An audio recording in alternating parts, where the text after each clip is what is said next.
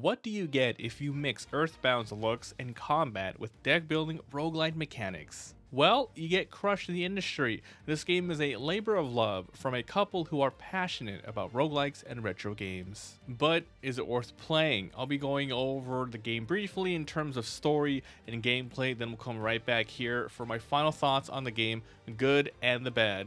Let's get started. You play as different workers starting from the bottom of the company and trying to rise to the top. You'll fight your way through many different floors from customer service, creative, and so on. It's a comedic take on the gaming industry, with many enemies being memes and overall stereotypes of customers and developers alike. The game plays like a deck building roguelike. You'll go as far as you can, and when you lose all your HP, it's game over and you start all over again. You can choose between 3 characters to start with, all with their own backstory and unique starting skills and talents. You complete each floor by traversing through many encounters leading up to a boss fight. These encounters consist of basic enemy fights, elites, mystery rooms, shops, and much more. Combat is turn-based, with the only goal being emptying the opponent's HP bar. You have health, sanity, and energy, which is used to cast different skills which randomly pop up every turn.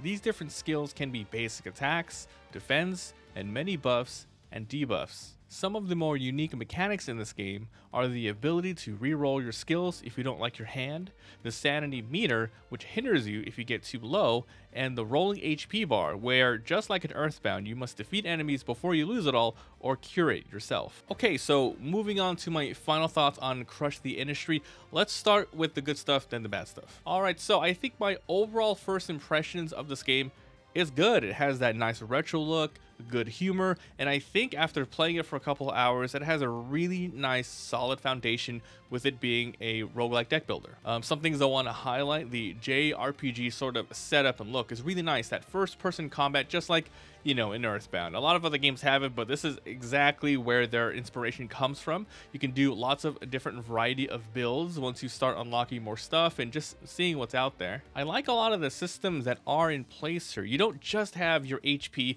but you have a sanity meter. So sometimes, yeah, an enemy will hit you with HP, but also a little bit of sanity damage. So you have to make sure you want to dodge that with different sorts of skills, because the lower it gets, the more different types of debuff you have that, you know, really messes you up. They also have a nice legend for all of the symbols, because yeah, there are different lots of attack types like pure, burning, electricity, you know, all that stuff. So there's a legend where you can read all that, so it's nice that they put that there. The game also has a good amount of unlockables to keep things fresh. As you get further into the game, you beat different enemies, you amass lots of money, and you lose the run, you're going to be unlocking new things that you're going to be finding in future runs to just keep things more interesting. I think the game is actually a pretty good challenge. If you can get through the first couple of floors, you'll be fine, but the game doesn't really have a really in-depth tutorial. As I mentioned, they do have that legend there that you're going to be referring to a lot if you're not used to all these little symbols and stuff. Alright, now for the bad stuff, or at least rather things to take note of. So the game launched in early access. It's a $14.99. It's going to be, at least they said, 8 to 12 months in development. So there's going to be more content here overall, as well as balance. So you got to keep that in mind if we're going to pick this game up now. Honestly, there's not much to do in this game after you play a couple of sessions. If you are well versed in the game, you can see everything relatively fast, and even if you are still unlocking things slowly, you're kind of doing the same thing over and over again. And they do call this a deck builder, but it's a little weird with how the skills actually pop up. It's not like a Slay the Spire or something where you know exactly how many cards are in your deck. So if you've played these 30 cards, you know the 31st card is going to be this specific one.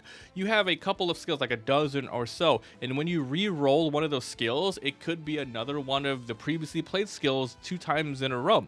So it is very randomized that way, and it's a little weird. You know, you get used to it, but I don't know why they did it that way. I would have much preferred if there was an actual deck of cards so you can, you know, see what's coming up. You know, as mentioned, I do like the UI. Very retro, looks cool, but it can get clunky and a little weird. You get used to it fast, but then every single thing, your buffs, your debuffs, even your armor is located on the very bottom right there, and I think they could have done a little bit more with it, but once again, it's supposed to have that look. But I I don't know, it just feels like it's out of place. Okay, so for the final verdict, I think this is a great early access launch title. I think the price is fair at $14.99 if you absolutely are in love with roguelike deck builders and you just want to play more. I feel like if you get this on a sale, maybe like $8-9 in early access, it's like perfect price. And just keep a note, I think they said when the game's close to release they're going to be increasing the price, but it really depends. Like, that's only a good thing if they're adding a lot more content, right? And yeah, because this is a deck building roguelike where you're not doing much besides there's encounter after encounter after encounter, this game needs to and should thrive off of just straight variety. 100 more characters, I'm exaggerating, but like, you know, want dozens of more characters, hundreds of cards, new enemy types, lots of bosses, variety. You don't need to make a gigantic long story or anything. The deck building genre is every run needs to be different. You have to have favorite cards, upgradable cards, etc. So it just needs a lot of variety if this game's going to thrive later on. Now for the final question, is it worth playing? I would say yeah. It's at least worth checking out for a couple of sessions, then kind of waiting until it's done. If you enjoy RPGs, JRPGs, and deck builders, then yeah, you should play it. But, you know, other than that, that's it. You're not really doing much. So if you're into those, check it out on the sale. Alright, that'll be it for today. If you guys enjoyed, like, subscribe, all that good stuff. If you're interested in seeing my gameplay footage, head on over to my Let's Play channel called MabiVsGames 2, where I'm uploading all that and more. Thanks for watching, and I'll see you guys next time. Bye.